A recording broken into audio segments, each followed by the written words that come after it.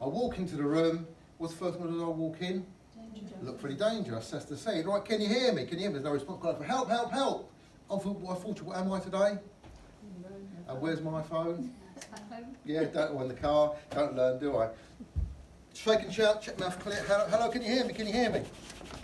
There's no response to voice, to pain. They're actually unresponsive.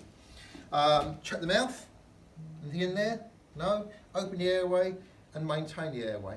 How long do we check with an airway clear up and maintain? How long do we check breathing for? 10 seconds. 10 seconds. 1,000, 2,000, 3,000, 4,000, 5,000, 6,000, 7,000, 8,000, 9,000, 10,000.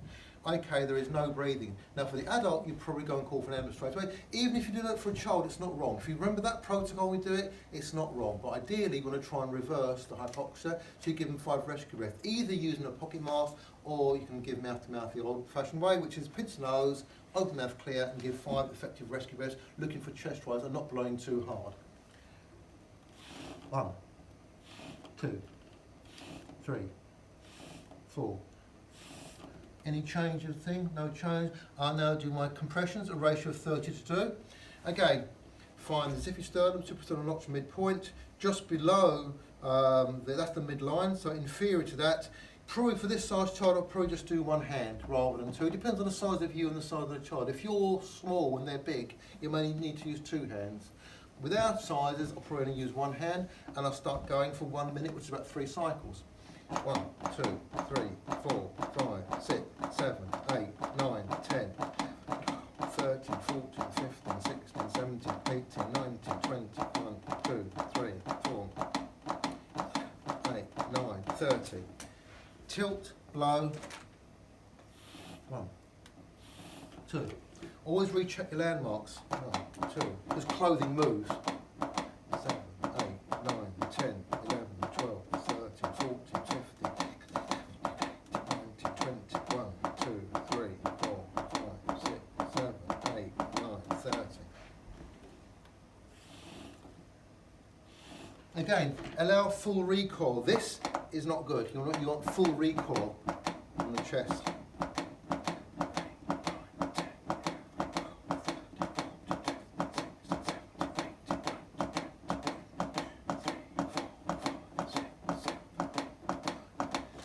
No change at all.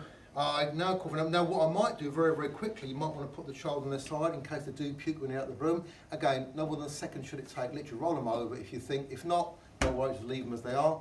I now go for an ambulance. When I come back, I recommence my CPR ratio of 30 to 2. Now, if on the way back, I'm going to pick up my pocket mask, I then, again, same as before, I'd reapply the pocket mask. Same thing as before. This goes towards the patient's nose, like so. You then clamp, tilt, blow, and carry the CPR to help with this. Paediatric arrest, very uncommon in the pre-hospital setting. These are the LAS figures. That figure, 2,500 arrests during that time frame. 66 were under 1s, 27 1 to 8, 52 9 to 18. So of that group, there's in total about 150 arrests out of 2,500. I'm saying it really emphasises that they are not that common. As unlike the adult arrest, which is usually cardiac related, it's usually secondary to a respiratory issue. And that's why you've got the slight tweak with the paediatric to CPR, is you're trying to reverse the cause of hypoxia. And that's why you do a minute's worth of CPR before calling for them if you are the lone provider. And that's sort of the main key thing here. So as far as CPR goes, the most effective intervention for survival of the patient is early effective CPR with airway and breathing support. That's your biggest determinant for out of hospital arrest survival, is the earlier onset of CPR, effective airway and breathing support. Because already the cause are mainly secondary deterioration of someone who's in respiratory conditions, so things like pneumonia, bronchiolitis or asthma that's gone downhill.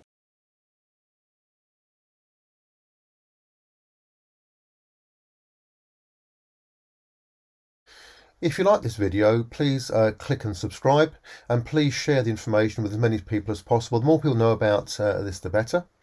If you want further information on courses that we run, dates and venues, please look at our Facebook page, Hollis Healthcare and Training Limited, or look at our website, hollishealthcare.com.